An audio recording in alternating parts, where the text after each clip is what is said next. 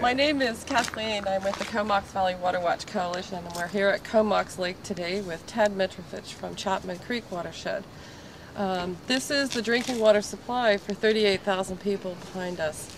And this, on this side over here, is the BC Hydro Dam that, of course, supplies power to lots of residents in the Comox Valley. And on the other side of this is the Puntledge River. And this part of the Puntledge is where our intake is for the drinking water supply of the Comox Valley.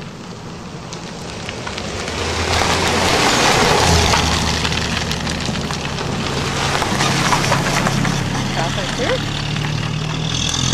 This bridge right here is one of the risks in the Comox Lake risk assessment that was done by CHM2 Hill for the regional district. This is a vulnerability. Of course, if a logging truck was to come across here and it had an oil spill, this water goes directly into the intake for the drinking water of the Comox Valley. So this is one of the reasons why a lot of people would think that this bridge needs to be closed to any kind of traffic use, any kind of industrial use whatsoever. Of course, because our drinking water is got the intake right down here. The regional district is proposing and doing a study right now to put the intake further up onto Comox Lake, and which would lower the risk right here. But the biggest problem on Comox Lake, and I think that the biggest vulnerability to our drinking water supply, is the logging that's going on here. And we'll look at that further as we go up the road to see the damage that's been done to our environment and the long-term threat to our drinking water supply. So Ted, do you have anything you want to add? There's a question to ask you, Kathleen. I've had being a visitor here, this is my first opportunity to look at your area, and I'm confused about what I see here. These little stumps are sticking on the ground. Now, these were never removed when the dam was built. So these are old stumps. This was a forest right here that was just basically filled in when the water was dammed up here. So these are ancient trees in here. Thank you. Now I know. You think that's the proper way of building the dam? No, I don't. No, and any biologist would probably tell you they all should have been removed. Of course, that adds organic matter in the drinking water, and when mixed with chlorine, becomes a human carcinogen, and that's another issue altogether. Yes, it is. But both of our groups are about protecting drinking water for this generation and for future generations, and that's our goal, is to try and leave something for our grandchildren to drink. That's right. It shows you how complex everything is. It's not quite that simple as a lot of people tell us. That fire, like I was told some time ago that if they cut a tree down, they'll grow back in. But are they retelling us the truth? What about what was cut down? Logging truck. Get out of here.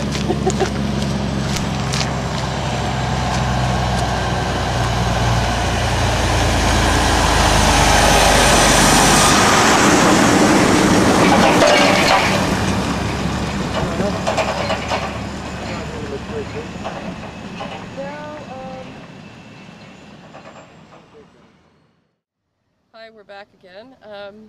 You can't see the clear-cut logging from this particular position, and it's really difficult to get in to that area. But the critical things about a drinking watershed and having a tree canopy there are the tree canopy protects what comes down into the watershed. You have that slow flow of rain trickling down into the ground, and the earth filters it before it goes back into the lake. And when you have a clear cut, that doesn't happen. When you have a clear cut and it snows, the snow melt happens at a much more rapid rate than it would otherwise. There's so many biological features that are in our forests that contribute to our clean drinking water, that without that tree canopy, we're doomed for filtration and expensive infrastructure in order to supply drinking water. Yeah, thanks. It's a bit of a takeoff from what Kathleen was saying. She's mentioning about tree canopies and the all the inhabitants of the forest are there, that is little creatures, and also all the biomass underneath, you know, which is so important to us. Now we learned a lot on when we're blockading. We had some people there with a lot of scientific knowledge, and they came to us and said, look, we're here blockading for a specific reason, to protect our watershed, you know. We're trying to protect our forests. If you're thinking green, you have to look after all of nature and our planet. And what's more important than forests protecting our drinking water? And they went to say that the trees are the lungs of the planet, and what's down below, their roots and the tentacles stretching all the way through the ground system. They've been there for probably 1,000 years or so, and these trees are probably 1,000 to 3,000 years old, and you know, and they have a wonderful impact on nature, where during the wet season the roots, they suck it all up into the whole tree, soaking wet, eh? Then when it dries out, they slowly release some into the ground during the night time. During the day, they bring it back up again. You know, it's amazing how nature is. And once the trees are gone, that natural cycle is gone. Whatever water you see on the ground, it just moves away. Nothing is stored. And this is something that your forest companies don't tell you, or the foresters are working as fronting for them don't tell you that. What we're protecting is if you cut that tree down, what's happening? You know, old growth forest, what was happening to this tree? Well, it's over 1,000 years old. To replace it will take 1,000 years. We're not even sure that even that is possible now. You know, so what we need is complete shutdown of forest practices in our drinking watersheds. And that's the only way we're going to have a chance at protecting our drinking water, is to put a stop to logging in our drinking watersheds. All across this country, all across this planet. If this planet is to survive, we need to protect our drinking water. Not just from logging, but I mean the logging is a lead up to climate change. Exactly. Things are going to be burning out and washing away. Yeah, it's something. I'm glad you mentioned that, Kathleen, because you remember last night we were showing that DVD.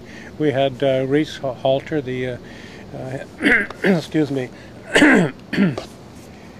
he's a scientist, and he has 3 degrees behind him, and his expertise is trees, and he tells us about that. You know, and, he tells us that we only have about maybe 20 years left of old growth forest left on North America, the way it's going now. If we don't put a stop, then we have nothing left. 20 years now, it's all gone. So tell us about the Chapman Creek struggle. Chapman Creek? Oh, that's a long one. They've been struggling that for about, I guess, since they began surveying in 1910, and shortly afterward the logging company started to move in there, and they were logging in, excuse me, any which way they can get the timber out, you know. And finally the citizens were getting concerned when they were finding that their water had been dirtied, and they know that there was a content in the water that didn't taste quite right, and they went to check out what it was, and they realized that the logging companies, the way they built the roads, were built well below substandard, and they're getting away with it. And the local governments had no control of it, had no way of getting back to them. They would complain to the government agency, the Ministry of Forests and whatever, and they got nowhere. They got stonewalled over the years, you know. And so the citizens kept persisting. They were working at it, so they tried different tactics. They tried to protect the forest up in the Tetrahedron area, and with a tremendous amount of effort from local citizens, a portion of it had been saved into a park. And later on, the struggle developed around the Chapman Creek logging again, and the regional district then decided to take the government to court to stop this practice, because that's the only leverage that they had. So in the process of being in court, they settled out of court. From what we understand, that they reached an agreement where the moratorium in any further logging in the Chapman Creek watershed. And when the government decided, the Ministry of Forest decided to issue logging permits recently to the forest companies to log in a watershed. We tried to find these documents. We're unable to. We have no idea where they are. So we're still searching for them. And it's surprising how documents get lost. Important documents to help us to say, hey, are we really doing this illegally? So it's our intention to persist until we succeed. Thank you.